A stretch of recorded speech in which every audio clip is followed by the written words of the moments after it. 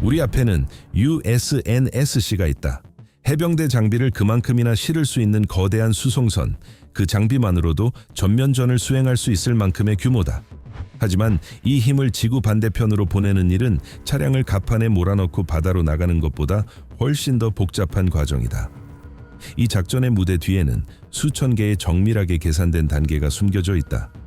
여기서는 말 그대로 인치 단위로 측정되는 실수가 재앙으로 이어질 수 있다. 선박이 안정성을 잃거나 수십억 달러 가치의 장비가 손상되거나 파괴될 수 있다. 그리고 이 모든 결정의 연쇄는 바로 여기 샌디에이고 해군 기지에서 시작된다. 이른 아침, Combat Logistics Regiment 1 소속 해병대원들이 Navy Cargo Handling Battalion 1 소속 수병들과 함께 적재를 시작한다. 그들의 임무는 중동으로 보내질 해병대 1개, 여단의 장비 전체를 이동시키는 것이다. 부두에는 긴 줄이 늘어선다. 742대의 차량 가운데 첫 번째 차량이 천천히 선박의 램프로 다가가 그리고 멈춘다. 무언가가 잘못된 것이 아니다. 바로 이 차량이 반드시 첫 번째로 승선해야 하기 때문이다. 그 차량은 M101 Abrams 전차다. 그 첫 번째라는 순서는 상징이나 편의가 아니라 적재 계획의 엄격한 요구에서 나온다. 적재 계획은 단순한 배치도이기만 한 것이 아니다. 그것은 선박 내부에서 각 화물 단위가 놓일 정확한 위치를 한 인치 단위의 정밀도로 규정하는 상세한 기술 문서다. 이유는 선박의 중심, 즉 무게 중심 때문이다. USNS 유형의 빈 선박에서 무게 중심은 용골 위 약 30피트 높이에 있다. 선박이 비어 있을 때는 문제가 없다. 수평을 유지하고 파도에 차분히 반응하며 안정적으로 기동한다. 그러나 선박에 약 8,000톤의 장비와 물자를 싣기 시작하는 순간 모든 것이 바뀐다. 좌연을 과적하면 선박은 기울기 시작한다. 무게를 앞쪽으로 옮기면 선수는 내려앉고 선박은 파도를 찍어 들어가게 된다. 선미를 과적하면 거친 파도에서 프로펠러가 부분적으로 물 밖으로 드러날 수 있다. 그래서 모든 차량은 무게 중심이 최저값에서 6인치 이내로 유지되도록 배치된다. 길이가 거의 950피트에 달하는 선박에서 말이다. 에이브람스는 램프를 시속 세마일의 정확한 속도로 올라간다. 단순히 선박 안으로 들어가는 것이 아니라 3층 갑판의 찰리 7 위치로 정확히 이동한다. 차체는 우현 쪽을 향하고 포탑은 270도로 회전해 있다. 이것은 결정적으로 중요하다. 포탑 하나만 해도 22톤이기 때문이다. 포탑을 앞으로 돌리면 그 무게가 선수 쪽으로 이동한다. 뒤로 돌리면 선미 쪽으로 간다. 이것을 수십 대의 전차에 적용하면 선박의 트림은 쉽게 몇 도씩 틀어진다. 전차 안에서 운전병은 거의 아무것도 보지 못한다. 램프의 경사는 약 12도이며 눈앞에 보이는 것은 강철 갑판과 그림자뿐이다. 그래서 이동은 지상 유도원의 안내 덕분에만 가능하다. 해병대원들은 손으로 신호를 보낸다. 제2차 세계대전 시절부터 변하지 않은 단순한 손짓 언어다. 엔진 회전수는 분당 약 800으로 유지된다. 더 높으면 궤도가 미끄럼 방지 코팅 위에서 헛돌 수 있다. 더 낮으면 올라갈 힘이 부족할 수 있다. 램프 중간에서 멈추는 것은 위험하다. 강철 경사면 위에서 68톤을 다시 움직이게 하는 것은 거의 불가능하다. 아므남스가 램프를 천천히 오르는 동안 선박 내부에서는 운전병도 부두의 관찰자도 볼 수 없는 과정이 진행된다. 자동 밸러스트 시스템이 작동하는 것이다. 68톤의 질량이 해수면 높이에서 3층 갑판으로 이동하기 시작하면 선박의 무게중심은 위로 그리고 선미 쪽으로 이동한다. 선상 컴퓨터는 이를 즉시 감지한다. 그 즉시 밸러스트 탱크 사이로 바닷물이 펌핑되기 시작한다. 지금 이 순간 약 1만 갤런의 물이 선수 구획에서 선미 구획으로 이동해 질량 이동을 보정한다. 선박은 거의 완벽하게 수평을 유지해야 한다. 허용되는 횡경사는 0.5도를 넘지 않는다. 이를 초과하면 램프 각도가 달라져 다음 차량이 진입하다가 그대로 걸려버릴 수 있다. 전차는 계산된 지점에 정확히 도달해 멈춘다. 멈추자마자 해병대원들이 전차 아래로 파고든다. 그들은 체인으로 작업한다. 체인 하나하나는 15,000파운드 하중을 견디도록 설계되어 있다. 에임람 산대에는 그런 체인이 22개 필요하다. 이유는 바다의 물리학이다. 외해에서 선박은 높이가 30피트에 달하는 파도를 만날 수 있다. 선박이 파도 골 사이의 저점으로 떨어질 때는 음의 가속이 발생해 전차가 갑판에서 떨어져 나가려 한다. 선박이 파도 마루로 올라갈 때는 하중이 이지에 도달한다. 그 순간 전차의 질량은 2배가 된다. 68톤이 아니라 136톤이 된다. 체인은 두 상황 모두에서 전차를 붙잡아야 한다. 핵심은 체인의 설치 각도다. 각 체인은 30도에서 60도 사이의 각도로 고정되어야 한다. 45도에서 체인은 최대의 우댈력, 고정 우댈력을 발휘한다. 30도에서는 약 7,500파운드의 수직 우댈력을 제공한다. 하지만 각도를 20도로 줄이면 우댈력은 5,000파운드로 떨어진다. 10도에서는 겨우 2,600파운드까지 내려간다. 각도에서의 실수는 첫 번째 거친 폭풍에서 전차가 고정에서 풀려나 선체 내부에서 68톤짜리 파괴적인 탄환으로 변한다는 뜻이다. 체인을 조일 때는 레버식 텐셔너를 사용한다. 이 기계 장치는 힘을 30배 증폭한다. 사람이 약 50파운드의 힘을 가하면 체인에는 약 1500 정도의 장력이 형성된다. 장력은 끝까지 조인 뒤 메커니즘을 4분의 1 바퀴만큼 풀어준다. 의도적인 조치다. 금속은 온도 변화에 따라 팽창하고 수축한다. 샌디에이고의 화씨 70도, 아침에 조여둔 체인은 화씨 95도의 한낮 더위에서 충분히 늘어나 과도한 장력으로 그냥 끊어질 수 있다. 에이브람스 뒤에서 다음 차량이 부두에서 대기한다. 고기동 컨테이너 핸들러다. 창고용 지게차가 아니라 텔레스코픽 붐을 가진 디젤 휠 크레인으로 컨테이너를 3단으로 쌓을 수 있다. 운전자는 거의 90도까지 뒤로 젖혀지는 캐빈에 앉아 있다. 덕분에 스프레더가 컨테이너의 코너 피팅과 맞물리는 모습을 볼 수 있다. 이 피팅은 반 인치 정밀도로 맞아야 한다.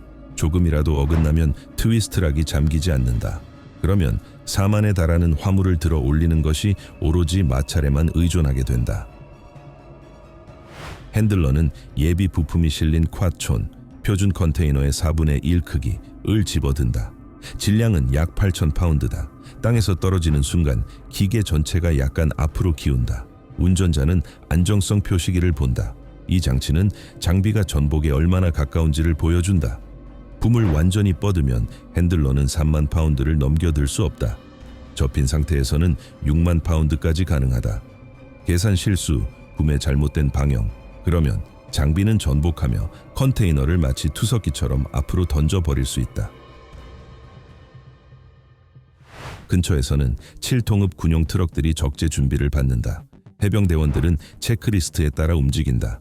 처음엔 과해 보이지만 실수의 대가를 이해하면 달라진다. 연료량은 반드시 4분의 1 탱크 수준이어야 한다. 빈 탱크는 증기 형성 때문에 위험하고 가득 찬 탱크는 열 팽창과 불필요한 무게 때문에 위험하다. 탱크를 가득 채우면 수백 파운드의 질량이 추가된다. 이 차이를 수백 대에 곱하면 적재 계획은 수십 톤 단위로 틀어진다. 연료 확인 후 해병대원들은 다음 필수 단계로 넘어간다. 배터리 분리다. 단순히 스위치를 끄는 것이 아니라 물리적으로 단자를 떼어내는 것이다. 단자를 분리해 절연하고 추가로 테이프로 감는다. 배터리는 분리된 상태에서도 내부 화학 과정 때문에 매주 약 2%의 전하를 잃는다. 그러나 연결된 채로 두면 더 나빠진다. 현대 장비는 계속 전력을 소비한다. 온보드 컴퓨터, 시계, 제어 시스템이 그렇다. 몇 주면 배터리는 완전히 방전된다. 바다에서 3달이 지나면 배터리는 단지 죽은 것이 아니다. 황산 염화가 진행된다. 나판 위에 결정이 생겨 배터리가 다시는 전하를 유지하지 못하게 된다. 수백 달러짜리 배터리는 쓸모없는 짐으로 변한다. 민감한 장비는 완전히 떼어낸다. 수만 달러짜리 무전 시스템은 탈거되어 방습 흡착제가 들어있는 증기 차단백에 포장되고 온습도 제어 컨테이너에 적재된다. 염분이 섞인 해풍은 전자장비의 치명적인 적이다. 그것은 가장 미세한 틈으로 파고들어 접점에 들러붙고 몇 주 만에 인쇄 회로 기판을 초록색 부식 덩어리로 바꿔버린다. 열영상 조중형 내부에 응결수 한 방울만 생겨도 렌즈에 곰팡이가 자라기 시작한다. 결과는 도로고안 교체, 그리고 전투에서 시야를 잃는 사수다. 일부 차량은 별도의 접근이 필요하다. 램프로 올라오는 것은 대전차 미사일 체계를 탑재한 험비다. 발사되는 차량 높이를 약 6피트 늘리고 수천 파운드의 질량을 더한다. 게다가 그 무게는 모두 높은 곳에 있다. 무게 중심이 급격히 이동한다. 램프를 오를 때 지상 유도원들은 미세한 기울어짐까지 주시한다. 각도가 조금만 더해져도 차량은 전복될 수 있다. 그래서 이런 장비는 2층 갑판에 배치된다. 그곳은 천장 높이가 충분해 치수와 이후 체인 장력이 차량을 아래로 끌어당기는 효과까지 고려할 수 있다. 또 다른 문제는 8바퀴를 가진 경량 장갑 수륙양용 차량들이다. 무게는 약 14톤이지만 원래 물에 뜨도록 설계되었다. 즉, 무게 중심이 의도적으로 보통보다 높다. 램프에서 이런 차량은 불안정하게 움직인다. 운전자는 좁은 관측 블록을 통해 거의 아무것도 보지 못한다. 지상 유도원은 손짓이 주머니채 크기의 작은 창으로 보이도록 정확히 정해진 지점에 서야 한다. 여기서의 협조 실수는 전복으로 이어질 수 있다. 가장 무거운 장비는 자력으로는 승선시킬 수 없다.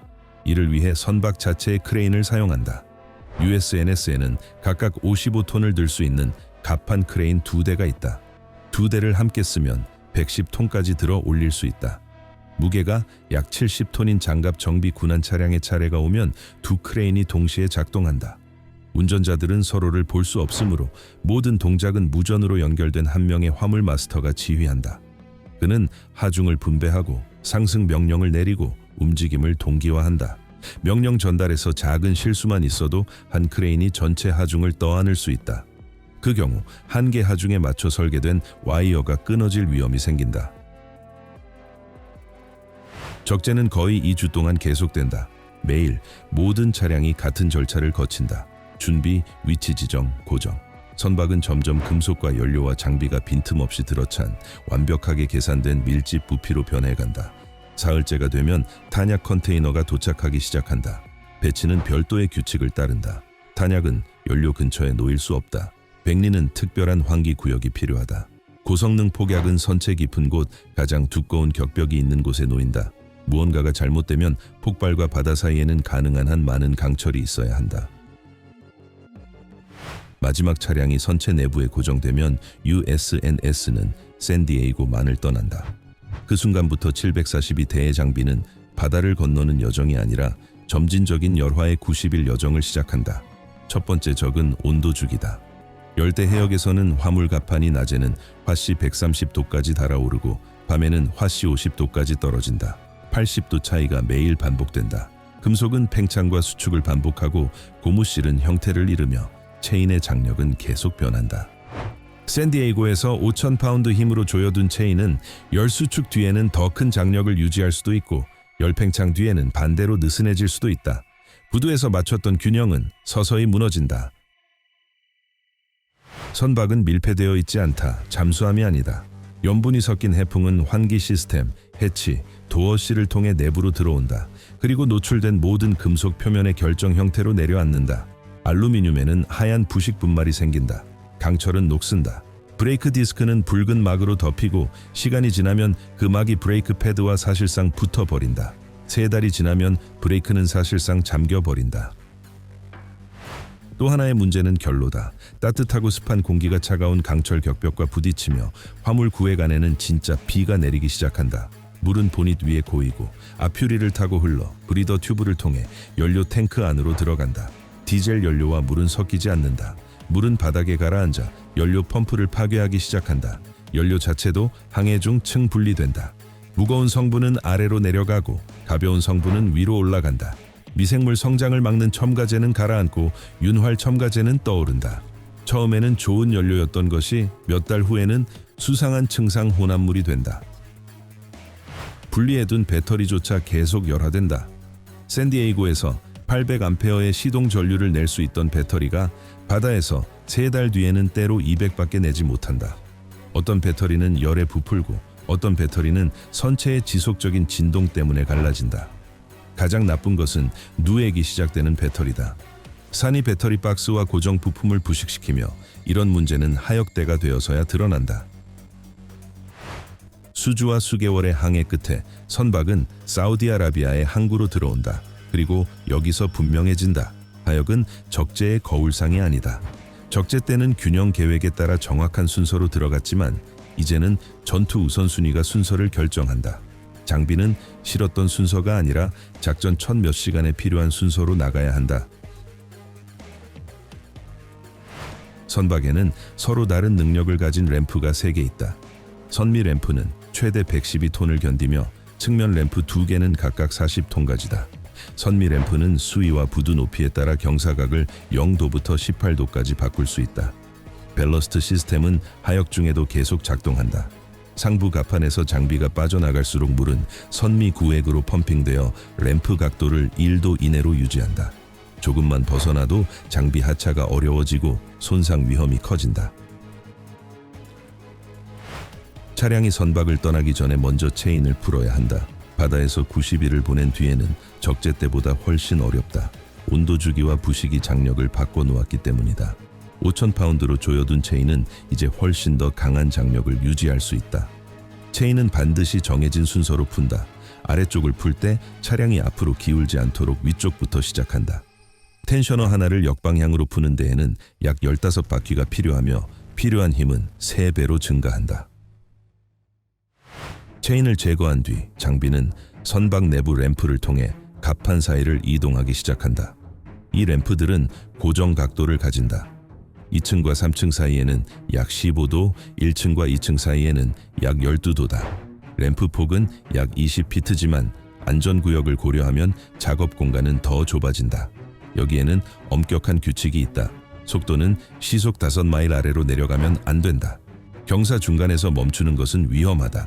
장비의 질량과 경사각 때문에 재출발이 불가능할 수도 있다. 어떤 지연이든 다른 차량의 이동을 막아 전체 작전을 늦춘다. 장비 하역과 동시에 승조원들은 오프쇼어 연료 이송 시스템을 전개한다. 해안 인프라가 없거나 사용할 수 없을 때 쓰는 시스템이다. 선박에는 6인치짜리 유연 호스가 연결되며 분당 최대 600갤런의 연료를 이송할 수 있다.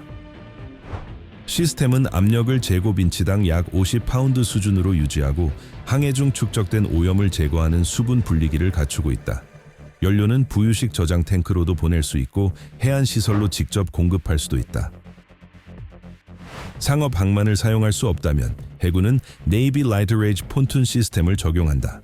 자주식 섹션들을 조립해 선박에서 해안까지 약 2,100피트 길이의 다리를 만든다.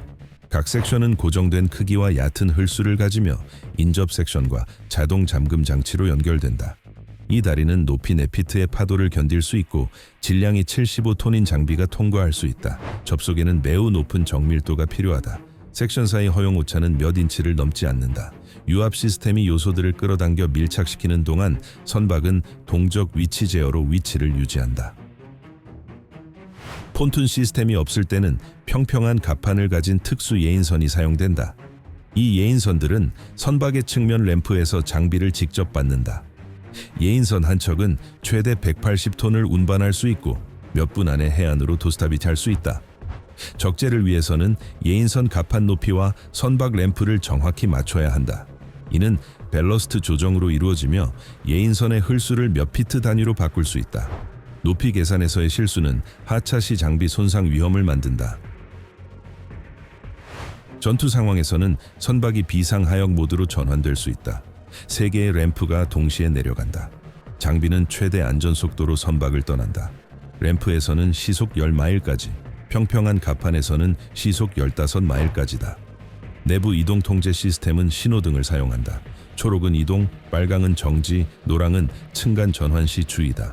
이 모드에서는 한 개 갑판을 표준 절차의 1시간 반 대신 약 20분 만에 비울 수 있다. 자동화된 우체 시스템은 각 차량이 램프 가장자리를 통과하는 순간을 기록한다. 레이저 센서가 치수와 질량 분포를 측정한다. 이 데이터는 즉시 지상 지원 부대로 전달되어 코론 형성을 준비한다. 시스템이 측면 불균형을 500파운드 이상으로 감지하면 장비는 항만 구역을 벗어나기 전에 자동으로 추가 서스펜션 검사를 받도록 전환된다. 하지만 하역은 시작에 불과하다. 항만 뒤편의 후방 집결지에서 742대의 차량은 다음 단계 전투력 회복을 기다린다. 해병대원들에게는 단 4시간이 있다. 90일 동안의 해상 열화를 겪은 장비를 전투 준비된 부대로 바꿔야 한다. 배터리 교체는 컨베이어 방식으로 진행된다. 이상적인 조건에서는 험비의 배터리를 3분 만에 교체한다. 고정 장치가 녹슬어 있다면 시간이 더 든다. 어떤 배터리 박스는 산에 의해 나톨코나 손상되어 처음 만지는 순간 부서져 버린다. 그런 차량은 긴급 수리가 필요하다. 연료 시스템 점검은 장비의 거의 절반에서 수행된다. 물은 루츠로 제거한다. 연료가 깨끗해질 때까지 시스템을 퍼지한다. 수개월 동안 가동되지 않았던 터보차저는 첫 회전수 상승에서 고장 나기도 한다. 브레이크는 단순한 방법으로 점검한다. 두드렸을 때 맑은 소리는 정상, 둔탁한 소리는 열 손상을 의미한다. 별도로 보관된 광학 장비는 김 제거 처리와 질소 퍼지를 거친다. 김이 낀 조중형을 놓친다는 것은 전투에서 시야를 잃는 병사를 의미한다. 회복이 진행되면서 장비는 각 부대에 배분된다. 어떤 소대에서 정상 차량이 부족하면 다른 소대에서 임시로 전환해 채운다. 최우선 목표는 부대가 완편 상태로 제 시간에 출발하도록 하는 것이다.